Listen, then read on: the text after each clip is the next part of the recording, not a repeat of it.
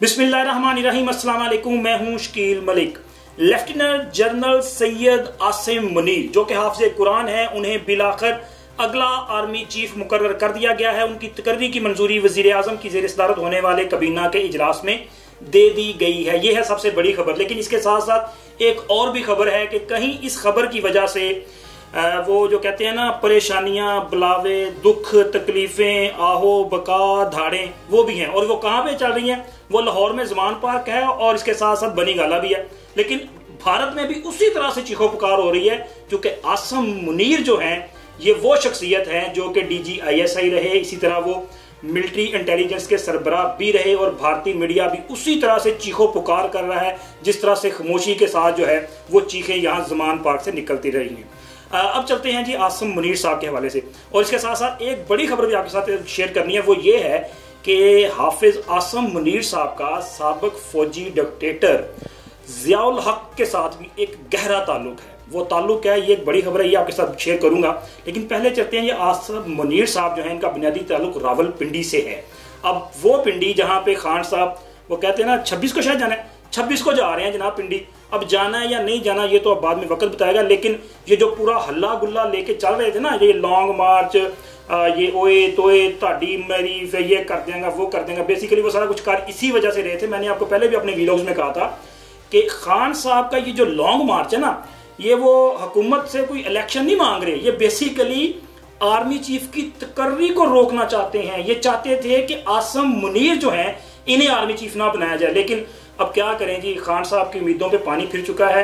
अब खान साहब को वो क्या है, कहते हैं ना, जान के लाले पड़ चुके हैं। लाले किस लिए पड़ चुके हैं? अब जनाब ये सर से पांव तक करप्शन में डूबे हुए हैं। आसिम मुनीर साहब वही शख्सियत हैं जिन्होंने प्रूफ के साथ, डॉक्यूमेंट्स के साथ पंजाब में करप्शन की वो जो नदियां बहाई जा रही थी ना, वो फरा गोगी और बुशरा बीबी और इमरान खान और ये मुख्तलिफ जो ग्रुप था, इनकी इमरान खान की छत्र छाया में पूरा ग्रुप जो है, ये पंजाब में जिस तरह इन्होंने बंदर बांट की, यहाँ पे DCs और मुख्तलिफ जो अपॉइंटमेंट्स की गई, तकर्रियाँ, तबादले जो बेचे जा रहे थे, यहाँ पे अदारों का बुरा हाल किया गया, प्लाटों पे कब्जे किए गए, कमर्शियल प्लाट्स जो है वो उन्हें दामों पे खरीदे गए। तो सब के पीछे जो है वो कहते हैं ना, सरगना तो इमरान खान थे। तो इन्होंने वो पूरी रिपोर्ट दी थी और खान साहब उसका बुरा मना गए और इनको फौरी तौर पर जो है वो DGISI के ओहदे से इनको हटा दिया गया। अब खान साहब की इस जो कारनामा था ये वाला बतौर वज़ीर आज़म, जनाब इस पे तो उस वक्त भी इंडिया में मीडिया ने शादियाने बजाए थे। उन्होंने कहा जी जान छूटी चुके। ये इनकी अगर आप हिस्ट्री देखें ना, तो इनके दौर में इंडिया को जो है वो काफ़ी डैमेज होना पड़ा। वो अभिनंदन, वो जो चाय वाले थे ना, वो इन्हीं के दौर में पकड़े गए थे। और वो जो सरप्राइज दिया गया था इंडिया को, याद है ना आपको? वो सरप्राइज भी आसिम मुनीर साहब की जो जहानत है उसकी बदौलत मिला था। और अब वही इंडिया जो है इनके आर्मी चीफ बनने पे चीखो पुकार कर रहा है और वहां पे ववेला किया जा रहा है कि जनाब एक इंटेलिजेंट जो इंटेलिजेंट का ऑफिसर है उनका, वो बंदा जो खुफिया ऑपरेशन का माहिर माना जाता है, वो जनाब अब उनका सिपा सलार होगा और इंडिया के साथ क्या क्या किया जाएगा। तो इंडिया के साथ जो किया जाएगा वो तो किया जाना भी चाहिए। अब इंडिया जो है उसको हम क्यों स्पेयर करें? अब खान साहब को भी यही वो कहते हैं लाले पड़ गए हैं। अब खान साहब तो सोच रहे हैं कि वो रिपोर्ट्स की बुनियाद पे कहीं इनके खिलाफ कार्रवाई ना हो जाए, तो वो तो हुकूमत वक्त नहीं करनी है। बतौर सिपा सलार जो है उन्होंने प्रोफेशन अपनी जिम्मेदारी अदा करनी है, तो वो करते रहेंगे। और खान साहब चूंकि परेशान है यहाँ पे, अब सदर साहब को बुला लिया गया है। अब सदर साहब की हैसियत क्या है इस पूरे मामले में? देखें, सदर साहब की हैसियत जो है, अगर कोई ज्यादा नागवार ना गुजरे तो अल्फाजी तौर पर अगर बयान करना चाहो तो वो ये कि सदर की हैसियत जो है ना, वो सिर्फ एक क्लर्क की है। यहाँ पे उन्होंने सिर्फ दस्तखत करने हैं जनाब।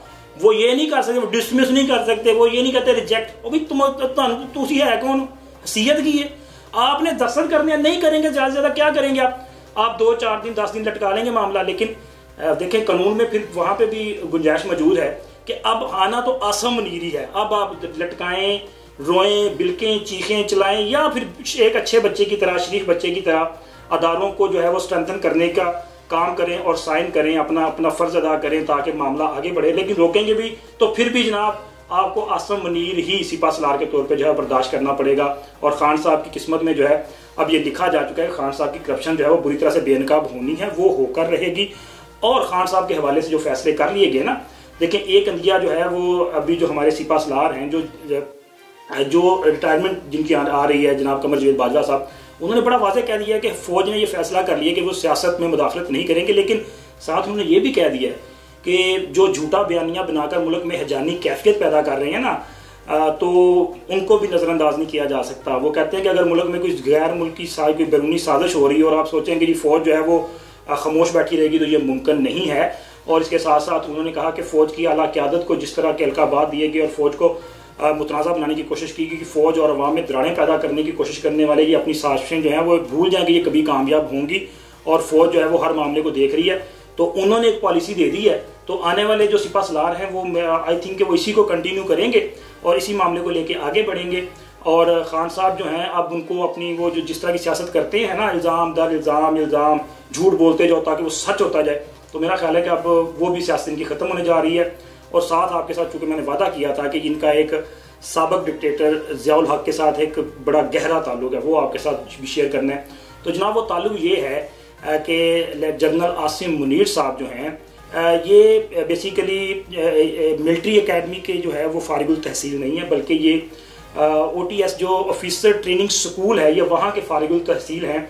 और ये पाकिस्तान के ये बेसिकली OTS का 17वां जो कॉमन था उसका हिस्सा थे और 17वें ही जो सिपा सलार होंगे। और जो इनकी मुश्तरका चीज़ है ज़ियाउल हक के साथ वो ये है कि ये पाक फ़ौज के दूसरे सिपा सलार हैं जो कि OTS से जिन्होंने पासिंग आउट किया था। इससे पहले जनरल ज़ियाउल हक थे जो इसी स्कूल से पासिंग आउट किया था और वो आर्मी चीफ के ओहदे पर गए।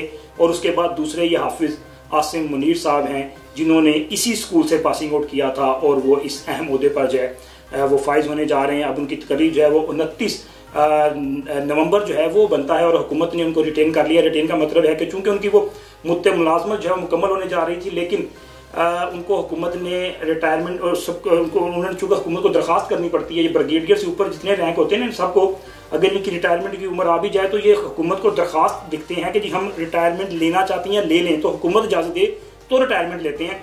तो हुकूमत ने उनकी जो दरख्वास्त थी उसको मुस्तरद कर दिया है, उनको रिटेन कर लिया। इसका मतलब ये है सीधा सीधा कि जब तक कमर जवेद बाजवा साहब आर्मी चीफ होंगे ये एज ए 4 स्टार जनरल जो है वो सर्विंग करेंगे, लेकिन कमान उस दिन संभालेंगे जिस दिन बाजवा साहब की रिटायरमेंट होगी। यानी कि खान साहब तुसी भावें पुठियां कलाबाजियां मारो, अगला आर्मी चीफ आसिम मुनीर ही है। अल्लाह हाफिज़।